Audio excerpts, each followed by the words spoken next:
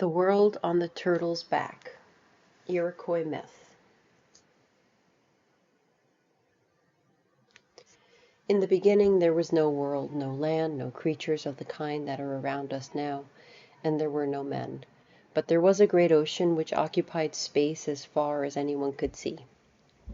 Above the ocean was a great void of air, and in the air there lived the birds of the sea. In the ocean lived the fish and the creatures of the deep. Far above this unpeopled world there was a sky world. Here lived gods who were like people, like Iroquois. In the sky world there was a man who had a wife, and the wife was expecting a child. The woman became hungry for all kinds of strange delicacies, as women do when they are with child. She kept her husband busy almost to distraction, finding delicious things for her to eat.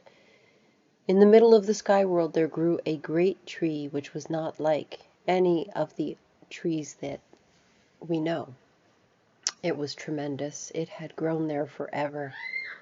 It had enormous roots that spread out from the floor of the sky world, and on its branches there were many different kinds of leaves and different kinds of fruits and flowers. The sky was not supposed to be marked or mutilated by any of the beings who dwelt in the sky world. It was a sacred tree that stood at the center of the universe. The woman decided that she wanted some bark from the roots of the great tree, perhaps as a food or as a medicine. We don't know. She told her husband this. He didn't like the idea. He knew it was wrong, but she insisted, and he gave in. So he dug a hole among the roots of this great sky tree, and he bared some of its roots, but the floor of the sky world wasn't very thick, and he broke a hole through it. He was terrified, for he had never expected to find an empty space underneath the world. But his wife was filled with curiosity. He wouldn't get any of the roots for her, so she set out to do it herself. She bent over and she looked down, and she saw the ocean floor below. She leaned down and stuck her head through the hole and looked all around. No one knows just what happened next. Some say she slipped. Some say that her husband, fed up with all the demands she had made on him, pushed her. So she fell through the hole. As she fell, she frantically grabbed at its edges, but her hands slipped. However, between her fingers there clung bits of things that were growing on the floor of the sky world, and bits of the root tips of the great tree. And so she began to fall toward the great ocean far below. The birds of the sea saw the woman falling, and they immediately consulted with each other as to what they could do to help her.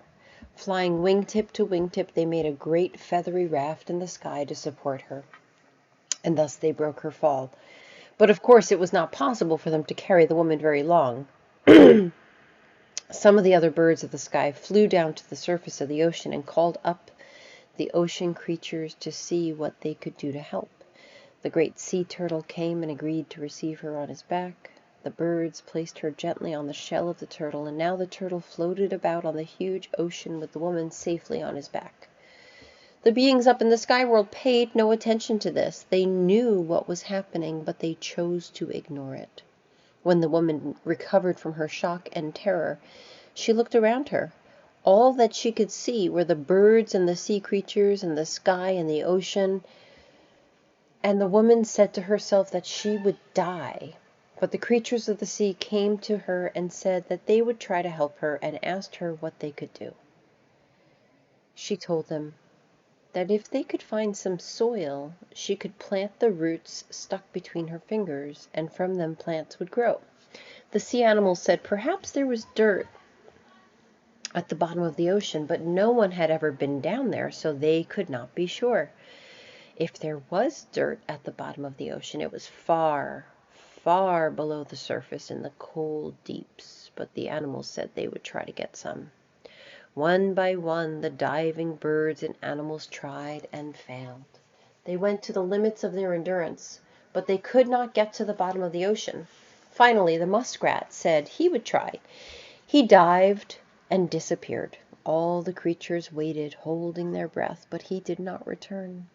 After a long time, his little body floated up to the surface of the ocean.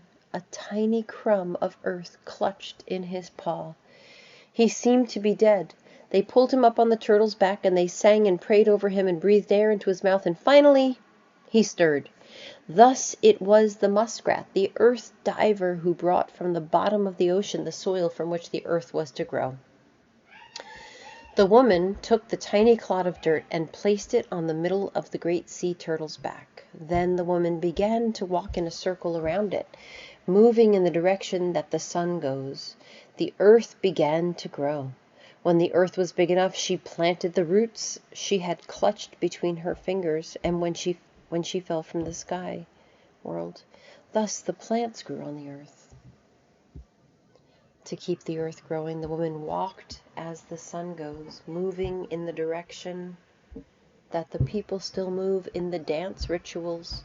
She gathered roots and plants to eat and built herself a little hut. After a while, the woman's time came, and she was delivered of a daughter. The woman and her daughter kept walking in a circle around the earth so that the earth and plants would continue to grow. They lived on the plants and roots they gathered. The girl grew up with her mother, cut off forever from the sky world above, knowing only the birds and the creatures of the sea, seeing no other beings like herself. One day, when the girl had grown to womanhood, a man appeared. No one knows for sure who this man was. He had something to do with the gods above. Perhaps he was the west wind. As the girl looked at him, she was filled with terror and amazement and warmth, and she fainted dead away.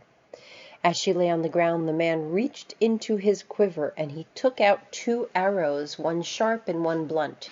He laid them across the body of the girl and quietly went away. When the girl awoke from her faint, she and her mother continued to walk around the earth. After a while, they knew that the girl was to bear a child. They did not know it, but the girl was to bear twins. Within the girl's body, the twins began to argue and quarrel with one another. There could be no peace between them.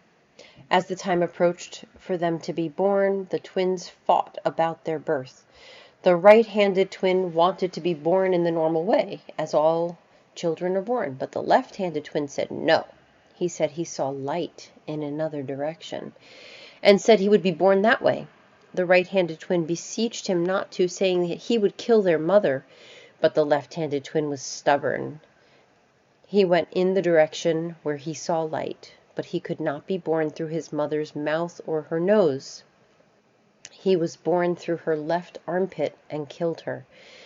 And meanwhile, the right-handed twin was born in the normal way, as all children are born. The twins met in the world outside, and the right-handed twin accused his brother of murdering their mother, but the grandmother told them to stop their quarreling.